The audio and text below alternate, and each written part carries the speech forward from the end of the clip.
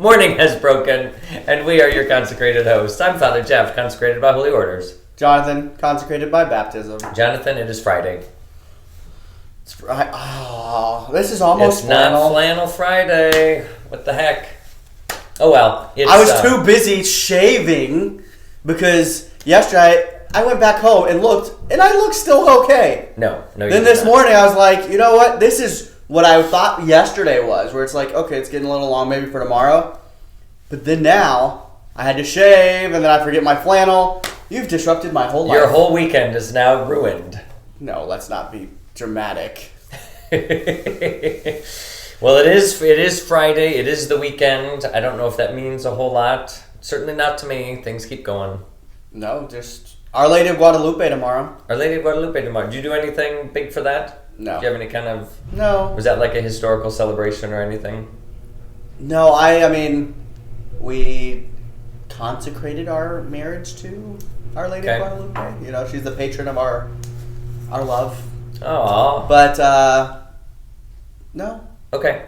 Didn't know. Nothing. Because there's in some parishes that are predominantly Hispanic or Latino, there's just a big it's Our Lady of Guadalupe celebration. Mm-hmm. I mean, it is like the celebration. Like you said yesterday, there may be people more devoted to Our Lady of Guadalupe than the Catholic Church or Jesus Christ. But for sure.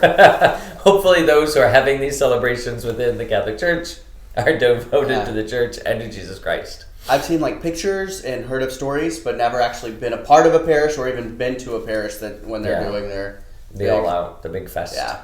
Our Lady of Guadalupe fest. I mean, it is fascinating doing some of the research of just the constellation in her garb. Oh, the outfit. The outfit she's wearing. Yeah. Yep. So there's a constellation on it, and there's stars. And it would have been the stars that they would have seen at that time of year in that location. There's a lot of things that you can see reflection in her eye if you look at it under a microscope. The tilma itself is made out of fibers that should have disintegrated long ago. Still there. And so there are so many miracles. The pigment which made the image appear, they did not have access to anything to make those colors, and it's not actually on the fabric. It's separated from it. There's a lot of weird things going on there. Miraculous things, perhaps. For sure, miraculous. Yeah, these things we would consider that. That would be perhaps that would definitely be a relic. Mm-hmm. It would be a relic of certainly a relic of Saint Juan Diego, because it was his tilma and he wore it and everything. But it would also be, I suppose, a relic in some way, shape, or form or fashion of Our Lady, though she didn't really touch it or she imprinted her image on it. Yeah. Yeah. So let's count it. Let's count it as a relic of Our Lady. Count it. There we go. So that's Saturday. Mm-hmm. It's the third. It's Gaudete. Gaudete, Gaudete, Christus es natus. But he hasn't been though. So I don't want to confuse you. Oh, that's more of a Christmas song. Christus is natus, Christ is born. Ah. But that's a great Christmas song. Rejoice, rejoice, Christ is born from the womb of Mary. So this Sunday, Gaudete, which means rejoice, comes from the opening antiphon of the Mass, I believe. The first word is rejoice, Gaudete. Oh. So that's where it comes from. I will be wearing my rose. And we will be lighting a rose candle, signifying that we have reached that halfway point, and now it's just all downhill towards Christmas. Downhill doesn't really sound right, but you know what I mean. The home stretch. The home stretch. There it is. That sounds better. It's not like we're slogging through and it's just going to get horrible now. It's all downhill from here. No, it is just kind of fast forwards. Is really. Oh my gosh. Well, and it's funny because you don't get full weeks now. I mean, you'll have a full third week, but the fourth week is not quite full. Basically, 2/3. Mm-hmm. Because Christmas Eve is Thursday. Is it Thursday? Yeah, Christmas is on Friday. So, wow. Not this Thursday, next Thursday. Thank goodness. Yeah. Oh, I still have to do my Christmas shopping. Anyway, I'm going to sit down. Hopefully Maybe that's what I will do. Expanded your budget. Maybe that's what I will do on Saturday. You're not getting a pony. Your favorite Jonathan. co-host. We've already talked about this. No ponies. Need more time. Oh my gosh, glory be. What should we? Oh, we got Jesse Tree to dive into here. Our Jesse Tree. So we're working our Father way. Jeff's already halfway into the weekend. I know. What day is this? When are we? Is it already next week? Our Jesse Tree. We're kind of up to the point where the namesake comes from, because Jesse's son was King David. He had many sons, but the one who was anointed as king was David. And our ornament for today is... Oh, a D for David. Try again. That was creative. That was very creative, Jonathan. I'm impressed. It's a harp. A harp. A melodic harp. A melodic harp. The harp is often a symbol of King David because he is credited with writing the Psalms, which were the poetic, musical praise and lamentations and looking forward to's and all of they express almost every human emotion sung in this relationship with God. And so he really wrote the songbook for the Jews. Are there any historical documents or anything that keeps the melody of any of the I don't know that they had a melody per se, or even the cadence? Good question. It would be interesting to hear them read or chanted in Hebrew, because they would have been written in Hebrew. So that it would be interesting to hear what that would sound like. It would not sound like our chant. Our Gregorian chant is very different from a Semitic chant or something like that. Yeah. So I just, I think it would just be so beautiful to be able to hear the original. It is lovely. One of the things that I do, particularly on Sunday evening, Sunday Vespers. So the Liturgy of the Hours we've talked about on here before is basically the praying of the Psalms across the day and throughout the week and the year. And when those are prayed in community, many times they are chanted back and forth, one side to the other side. They chant this back and forth. We always did that. Sung Vespers was a thing we did in seminary on the solemnities or on the feast days. Every Sunday night before dinner, you came into the chapel for sung Vespers and you sang that. So one of the things that I do before I go over to the evening mass on Sundays is I go down to my chapel in the rectory and I sing evening prayer. I chant the Psalms from the same melodies that I learned as a seminarian. Do you go back and forth? Yes, I get up and no. We do have sung night prayer every Wednesday. Oh, we do. Yeah, Molly Gaston, our new director of liturgical ministries, she and her husband Jared kind of lead that, kick that off, and Wednesday evenings at 9 p.m. I believe. Yep. Night prayer is super short. I mean, even when you sing it, it's not more than 10 minutes. No, it's about 10 minutes. Yeah, it's really not that long, but it's just a nice way to close your day, and so they sing night prayer on Wednesdays. Mm-hmm. Kind of follows the women's group that meets at 8 o'clock, and they have rosary and sharing or Lectio. I'm not exactly sure what they do. I don't go to it. I'm not a woman. So I'm not sure what they do. Yeah. They pray. They have faith sharing. And then I think a number of them stick around and enter into the night prayer. And I think night prayer is an easy way if you want to get into the Liturgy of the Hours. It's simple enough. It's one of the more simple ones that you can really get a hang of it quite quickly. It's on a 1 week cycle, so you don't have to do much page flipping. The only thing that'll throw it off is if you have a solemnity that falls on the Wednesday. That's the only thing that will kick it off. But otherwise, it's the same thing. So much so that when I do night prayer, I have it all memorized. So I always do the Sunday Psalms. One of the provisions in the Liturgy of the Hours, they assign psalms for every day. So there's the Sunday Psalm, the Monday, the Tuesday, Wednesday for night prayer. And one of the provisions is, for the sake of doing it by memory, you are permitted always to use Sunday night prayer. Every day if you wanted to. And so I always use the Sunday Psalm just because I know it by heart and I can recite it by heart. And then I know all of the each day's readings by heart and everything else. So I can do the whole thing by heart, basically. It's kind of nice. Because sometimes you just don't want to pull out the book and, There's even apps for it. There are. Makes it super easy. But we're talking about David here. David was, he was the youngest of Jesse, and he was a shepherd. And he was called and anointed by Samuel. God pointed him out to Samuel, the prophet. And I love this story because it's just like, how about this son? He's big and burly and strong. And nope, try again. Well, here's my second best. Nope, try again. Well, this guy's the third best. Don't you have any more kids? Oh, yeah, I've got that one little guy, scrawny runt out in the field. You want him? Yeah, go get him. And let's not do anything else until he gets here.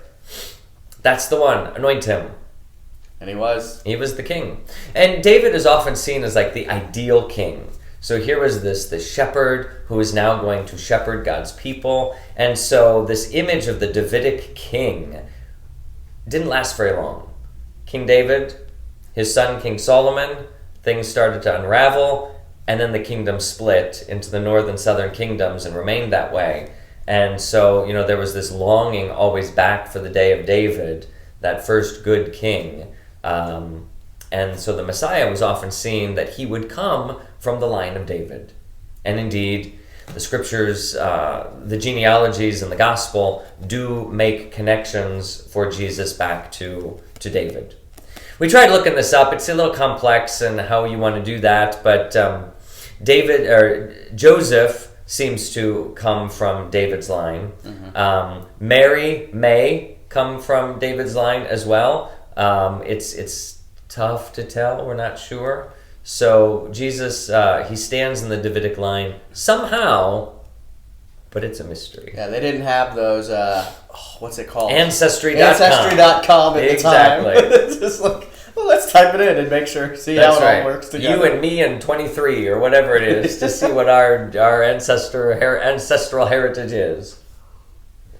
So the harp, representative of the Psalms. Let's see what our meditation is for today. Oh, of all David's remarkable achievements, the poetry ascribed to him is the most enduring. He gave artistic expression to the faith that sustained him, the strength and courage he has imparted to countless millions over a period of 3,000 years. That is a good point. Those psalms have been around for 3,000 years. David lived 1,000 years before Jesus Christ. So we're going back 3,000 years here into our family, Jesus' family tree here. That's so cool. It's very cool. To be sure, there's more excitement in some of these stories that the Bible has that deal with battles and different things like that. But the Psalms are perhaps the most inspiring because they touch all human emotions. Let us pray. O sing to the Lord a new song, for he has done marvelous deeds. Bless the Lord, O my soul, and do not forget all his benefits. David, King, Slayer of Goliath. Let's put him up here. And see if we can get him to face forward. It's nice having him right next to the Ten Commandments. Don't you hate that there? Where? There, now. Oh, nice. Yeah, perfect. So we keep building our tree. Son of David. Jesus often was understood to be the son of David, so we're working our way towards him. A couple more weeks. I think we've got like 5 or 6, something like that. Yeah, we're coming up halfway point. We're halfway point. So we're getting there. And we got one more week of the morning show. So the morning show. Let's talk about that. Oh, let's talk about the morning show. Here we are on the morning show talking about the morning show. So let's see. Next week we'll do the regular Tuesday through whatever. Mm-hmm. Tuesday through Friday. And then we will, that week of Christmas, the 4th week of Advent, I think we're taking off. Yep. And the week after Christmas, we're taking off. Mm-hmm. So we're taking 2 weeks. We're going to take a 2-week break, I think. Is that right? Yeah, because it's in between Christmas and New Year's, and it's messy. But we're doing 4th week of Advent. Aren't we doing a couple days? How many ornaments do we have left? 4 for Tuesday through Friday of next week. Okay, that's what we're doing then. So Yes, we're taking 2 weeks off. We decided this. I don't have a calendar in front of me. End of the year, yeah. So we're going to take 2 weeks off to kind of get everything ready for Christmas and end of the year. And then in the new year, we'll come back. We will probably, thank you, those of you who have sent emails in. Yes. We haven't been able to respond. Just again, things are very busy. Maybe one day we will, but we read every one of those emails. It's not like we're flooded with emails, but it is good to hear from some folks out there, especially from past lives that I've encountered along the way, and to see you again and to hear from you. It doesn't have to be a long email. Some of you have shared some in-depth things about how the morning show has touched you in this pandemic age when you've kind of been shut in. Yeah, certainly that require more than a thanks for your input email return. Right. It's just one of those where it's if we were to email you back, I don't know if that's going to happen, but if we were, it would not. You can't just say thanks for your input because apparently there's some depth there. There's some depth. There's a lot of the good that has come from the morning show, and we love hearing about it. For me, hearing it, I'm just like, it's hard waking up early in the morning and being on right away. But when you hear things like that, it just makes it worth it, and it's just like, oh, well, we're doing something good. Apparently. We're doing something good every now and again. We do a little something good. So we will continue with the morning show. What I'm gathering is that some one time a week or longer show, not a big thing. It's harder to watch big chunks of things, and I'm kind of that way too. If I'm scrolling through YouTube or I'm scrolling through things and I see a video is more than 10 minutes, I ain't watching it. It's just not going to happen.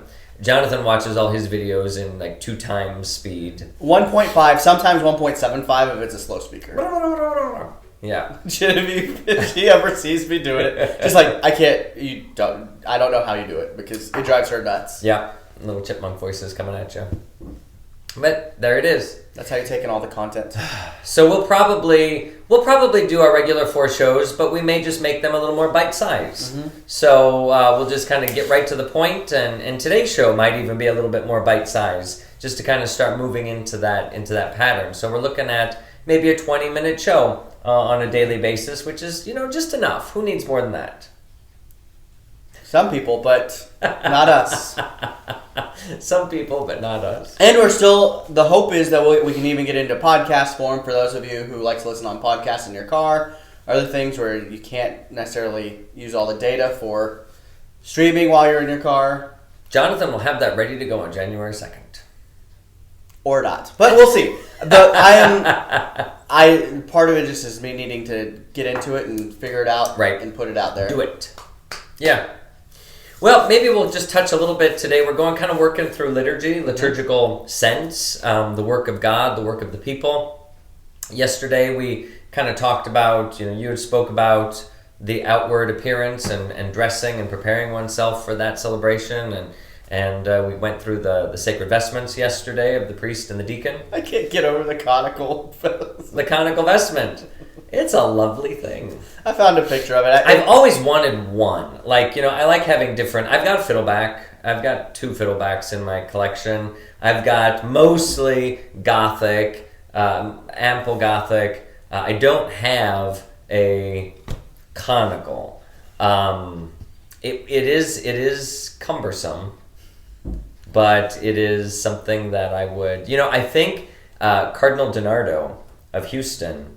Galveston, Houston, he is a student of liturgy, and he only wears conical chasubles. Goodness. Like the cathedral set, and then he has one made that is the full conical, because he is just of that principle that is the most ancient, and so he kind of enters into that liturgical that thing. So yeah, I believe he prefers the conical. So that was, you don't see them very much because they are something. They are something. I saw one that I really liked one time. It was a green one, but then I was thinking, ooh, green, summer. Don't know if a conical is the best time for that. Now, that'd be a good, white one that you can pull out every now and then, or purple. A purple one, because Lent and Advent tend to be in a cooler time of year, so you got to find a nice one you could pull out for very special occasions, but you could. Seasons. You could. Yeah, but typically when you're doing those very special things, you have to also be doing a lot of things. That's true. Like lighting a fire or Easter Mass. Sprinkling some water. I'm going to have like servers holding all the folds of my vestments up when I do that. Yeah. So we did vestments.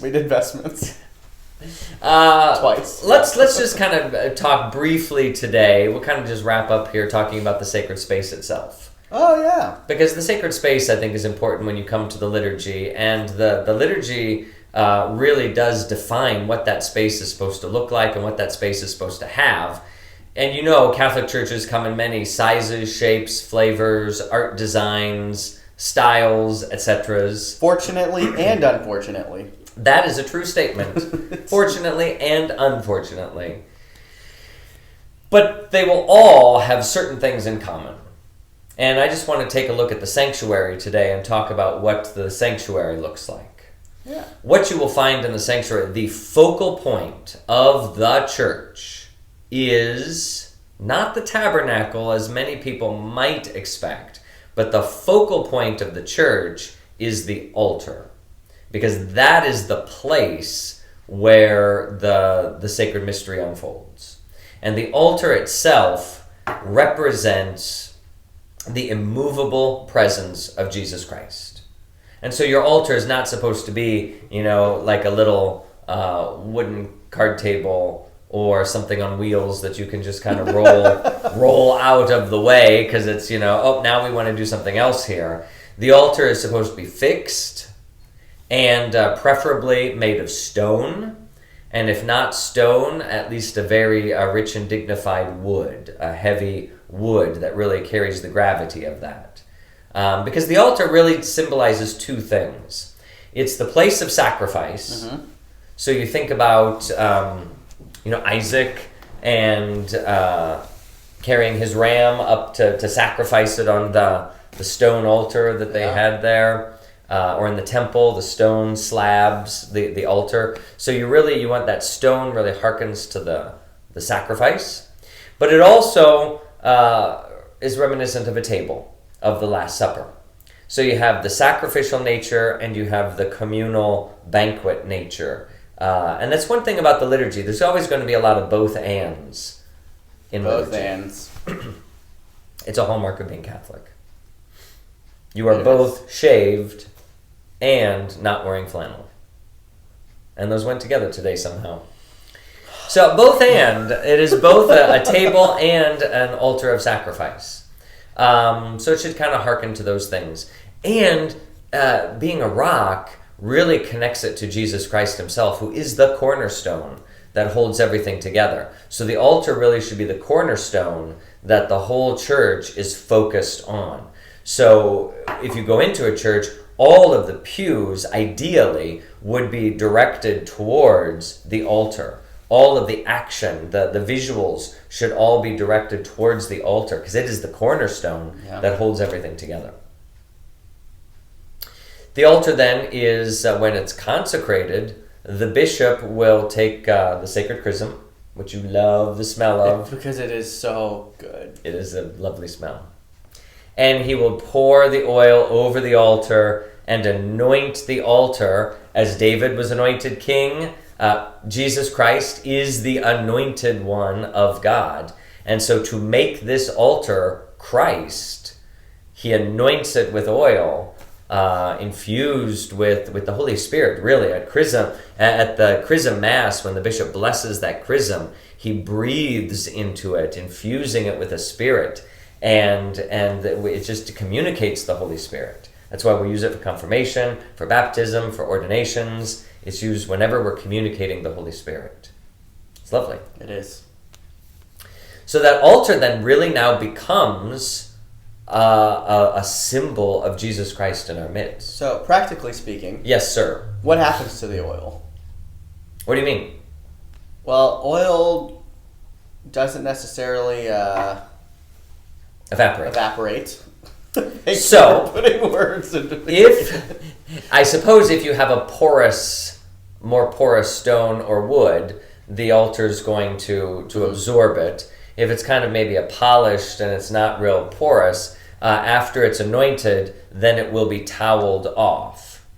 And then, it'll be wiped in and toweled into the linens. And then traditionally, we don't do this anymore, but this was the reason, I think. Traditionally, then, the altar was covered with 3 altar cloths. And the first one, basically, I believe, had a wax, was basically coated with a little wax, so that if the altar was still oily, or in climates where the stone would get condensation upon it, it wouldn't mildew all of your altar cloths. So that little layer of wax, like wax paper, on the base of the, or very, very, very heavily starched, where nothing's getting through it. A little bit of wax melted into there. It keeps it from seeping through. So the altar is vested with altar cloths, and you can have the altar vested in the color of the season, which we do. Advent, you'll see the purple altar cloth, the violet altar cloth on the altar. It may be rose altar cloths this coming weekend. We don't have a rose altar cloth, but you might find them. But the top cloth is always white, symbolizing the purity, the holiness, the resurrection. This is Jesus Christ. So we treat the altar like Jesus Christ. He's clothed in his white garment. When the ministers approach the altar, we bow to the altar profoundly at the waist. And then the priest and deacon, even when coming up to Christ, kiss the top of the altar. You kiss. It's almost as if you were coming to see the king, and you kiss his ring or kiss his knee, that you would be coming down to kiss the Savior. So you really do treat it like Jesus Christ. Have you been to You've been to Good Friday? I had to be Good Friday. This past year, you live streamed it. At the end of the Holy Thursday Mass, the altar is stripped bare, and Good Friday it is left naked. Yeah. Because Christ was stripped bare and left naked to die on the cross on Good Friday. So the altar stands that way on that one day of the year. See, I didn't know. I didn't make that connection. I knew it was because he died and everything else, but I did not know. It was that connection. Yeah. But that makes sense. Yeah, it does. It's beautiful. I mean, the theology is just really beautiful. The theology of the altar is just really good. So anytime you pass the altar or approach the altar, you should bow to the altar. Unless the tabernacle is directly behind the altar, then you would genuflect to the real presence of Christ, who is there from the altar in the tabernacle. Because unlike the Eucharist, yes, it's not the body and blood, soul, and divinity of right. Christ. The altar is a symbol. It is a symbol of the immovable presence of Jesus Christ, whereas the Eucharist is the real presence of Jesus Christ. Yeah. Yes. But the tabernacle does not have to be retained at the altar. It does not have to be retained in the sanctuary. The tabernacle may have its own chapel where it is worshipped and adored and kept for private prayer, especially if you have a gargantuan church where maybe intimate prayer doesn't work there, and so quiet prayer before the tabernacle, it may be set aside in a very large church. I would say most churches, you will find the tabernacle in the sanctuary. If it is in the sanctuary, it makes sense that it is front and center. But it always depends on the architecture and how the church was designed and blah, blah, blah. If they did things the right way, it's behind the altar. You're going to find it center, that the access continues, that it makes sense. And that is a true statement. That is the preferred way. Yes. And so even now, I think, if possible, the bishops have asked that tabernacles be put there in the sanctuary. If, instead of kind of carting them off to a side altar, which doesn't really make sense, especially if it's in the main body of a church that isn't so big, St. Peter's Basilica, there is no tabernacle front and center. There's a whole chapel which is about the size of our church at St. Charles Borromeo, where the Blessed Sacrament resides. And so that's a place where you can go pray and be with the Lord. But the tabernacle, interestingly enough, we were talking about the bishop yesterday or the day before. Technically, I've rarely seen this happen just because of the logistics of it. But technically, when the bishop comes to celebrate Mass at your parish, the tabernacle is to be empty. Really? Like on Holy Thursday. Wow. Because it is the bishop, who, remember we said, is the presence of the resurrected Christ. And it is he who breaks the bread and gives the body and blood of Christ as the priest of that parish. Wow. And so, theoretically, technically, the tabernacle should stand open and empty when the bishop arrives, so that when the Eucharist is consecrated, it is from that Mass at his hands and his words.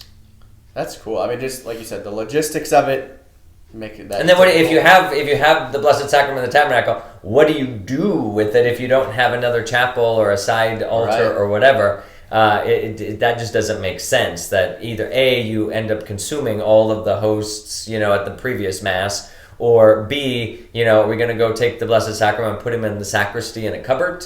So when the bishop comes here, one of the things I do to kind of nod in that direction, rather than having the tabernacle bare, is we just don't even use the Blessed Sacrament from the tabernacle at the distribution of communion. That we only distribute communion from that sacrifice, the one that the bishop himself consecrated. No one would have ever known that unless this morning show just happened right now. These little things that the details of unfolding the liturgy. Yeah, I'm glad we're going through this, because there's so many little things like that we have no clue, and it's just a beautiful thing to dive deeper into our faith and see. Like, the bishop is a big deal. It's not just fancy clothes he wears. Right. Or he's the boss. Yeah, so that is really cool to be able to see that, or to know that if we ever have a bishop and we are fortunate enough to attend Mass, the host in the tabernacle will not be touched. Likely not be touched. Yeah, that's kind of the way it works. Okay, Jonathan. So much for a shorter episode. I know, we just keep going. We can't stop talking. Oh, there's so much to say and so little time. We'll continue with the elements of the sanctuary tomorrow. No, not tomorrow. Tomorrow's Saturday. Tuesday. How about Tuesday? Gaudete.